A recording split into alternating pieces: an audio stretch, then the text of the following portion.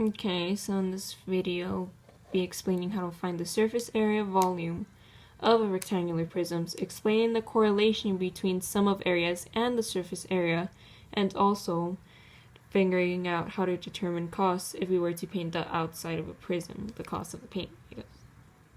So yeah, let's get into it. Okay, so this whole thing is called a net. The net for the rectangular prism that I have created myself. Thank you very much. Okay, so this is called a net, and first we're going to find the surface area. To find the surface area of a prism, you first have to find the areas of each figure / shape you see in the net. So first, we're going to start off with this rectangle. So we know that the area formula is equal to length times width.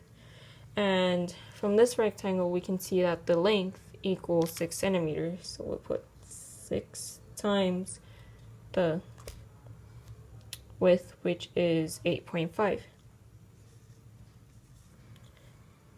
At the end, multiplying 6 times 8.5 will give us 51. So this whole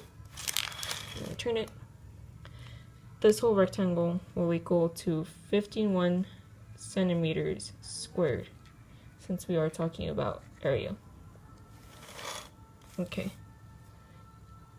And since we know that this rectangle is congruent to this rectangle, I don't know where I edited this, we also know that this rectangle is equal to 51 centimeters squared.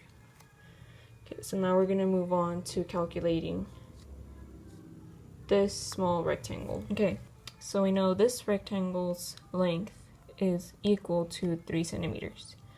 So 3 times the width, which we know is 8.5 from the previous side of that rectangle.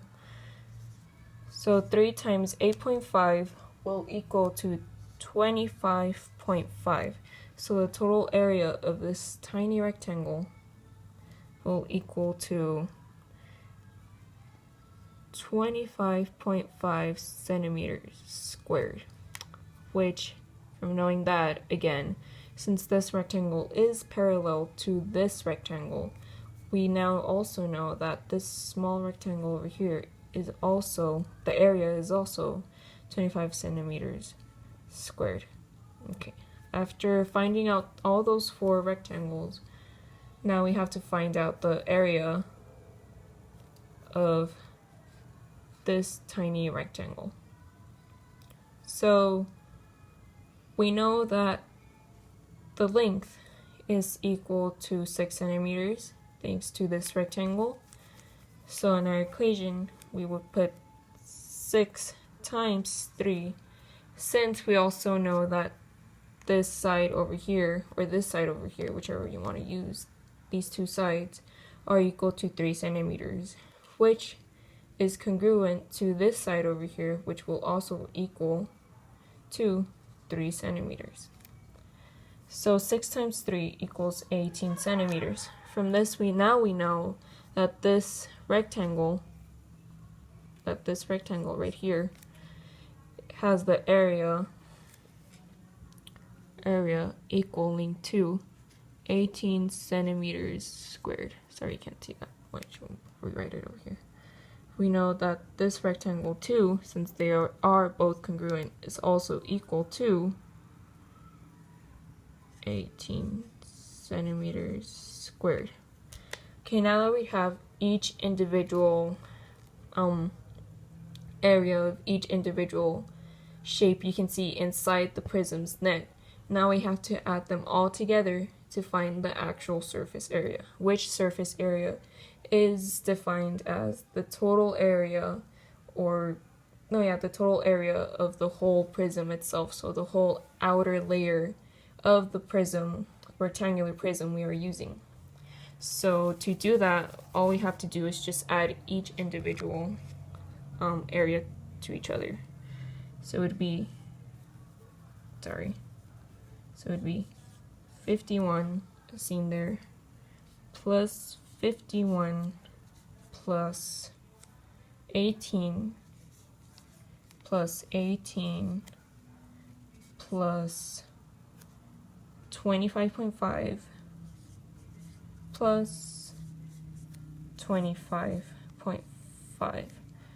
All of this will equal to, let me get that light out of the way, will equal to, okay, so all of this will eventually add up to 189 centimeters squared. So this will equal to the surface area of the rectangular prism shown above.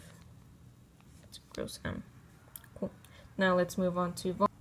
Okay, so for volume, I've drawn out the actual rectangular prism itself.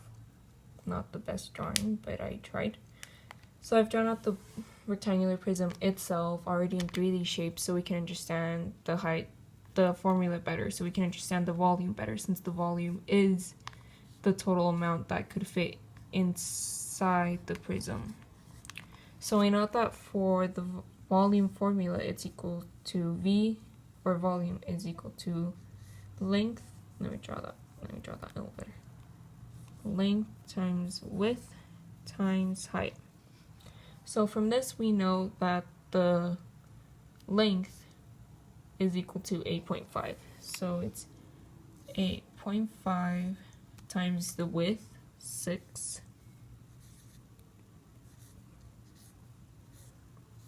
times the height, 3. So all of this multiplied together will equal to,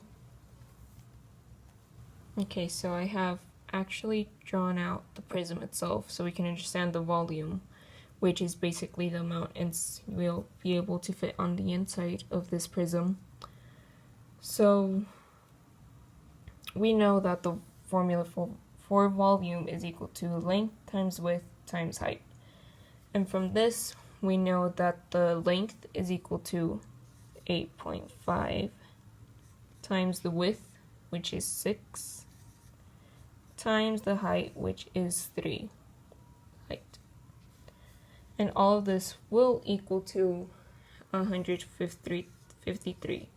Now, since we are dealing with volumes, we would end up cubing this instead of squaring it.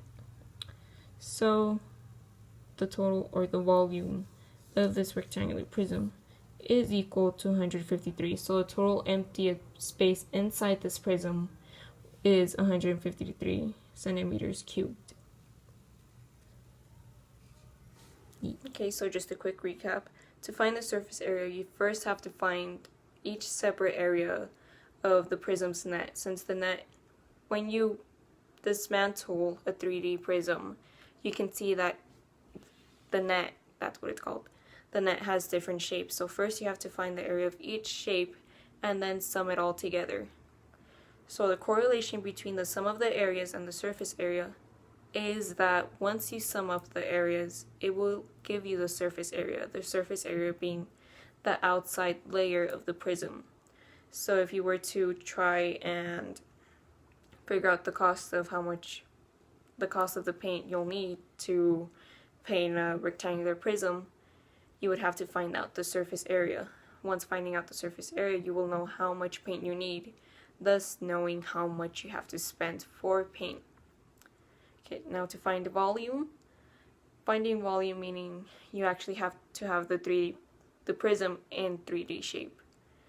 To find the volume, the formula is length times width times height.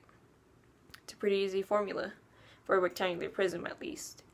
And once you multiply all those three together, all you do is write down the number, give it the units, and cube it. And that's about all. Bye.